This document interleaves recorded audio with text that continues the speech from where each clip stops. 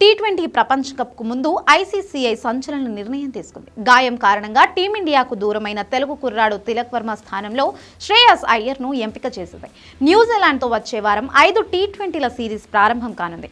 ఈ సిరీస్ నేపథ్యంలో మొదటి 3 టీ20 మ్యాచ్లకు గాయం కారణంగా తిలక్ వర్మ దూరమయ్యాడు. అతని స్థానంలో ఇటీవల గాయం నుంచి కోలుకున్న శ్రేయస్ అయ్యర్కు ఛాన్స్ దక్కింది. విజయ్ హజారే టోర్నమెంట్ ఆడుతున్న నేపథ్యంలో తీవ్రమైన కడుపు నొప్పి బారిన పడ్డ తిలక్ వర్మ ఆసుపత్రిలో చేరగా ఆపరేషన్ చేశారు. దీంతో తిలక్ వర్మను 3 టీ20లకు దూరం చేస్తూ బీసీసీఐ నిర్ణయం తీసుకుంది. కాగా ఐపీఎల్ 2025లో శ్రేయస్ అయ్యర్ అద్భుతమైన ప్రదర్శన కనబరిచాడు.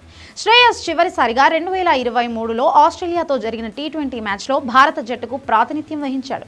ఆ మ్యాచ్లో హాఫ్ సెంచరీతో జట్టు విజయంలో కీలక పాత్ర కూడా పోషించాడు. మరోసారి వాషింగ్టన్ సుందర్ తొలి వన్డే మ్యాచ్ల్లో బౌలింగ్ చేస్తుండగా పక్కటెముకల వద్ద గాయం పాలయ్యాడు. స్కాన్ల తరువాత అతనికి సైడ్ స్ట్రెయిన్లుగా నిర్ధారణ కావడంతో పూర్తి విశ్రాంతి తీసుకోవాలని వైద్యులు సూచించారు. దీంతో వన్డే సిరీస్తో పాటు 5 టీ20 మ్యాచ్ల సిరీస్లకు సుందర్ దూరమయ్యాడు. అతని స్థానంలో రవి బిష్నోయ్ను టీ20 జట్టులోకి ఎంపిక చేశారు. కాగా సుందర్ గాయానికి సంబంధించిన పూర్తి వివరాలను వెల్లడించింది. కొద్ది రోజులు విశ్రాంతి అనంతరం అతను బీసీసీఐ సెంటర్ ఆఫ్ ఎక్సలెన్స్లో చికిత్స తీసుకుంటాడని తెలిపింది.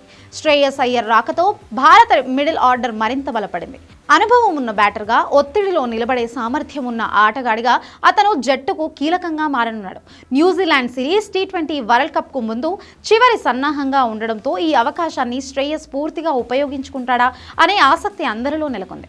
ఇక తిలక్ వర్మ, వాషింగ్టన్ సుందర్ ఇద్దరు ఫిబ్రవరి 7 నుంచి ప్రారంభమయ్యే టీ20 వరల్డ్ కప్కు సమయానికి కోలుకుంటారా లేదా అన్న దానిపై ఇంకా స్పష్టత రాలేదు.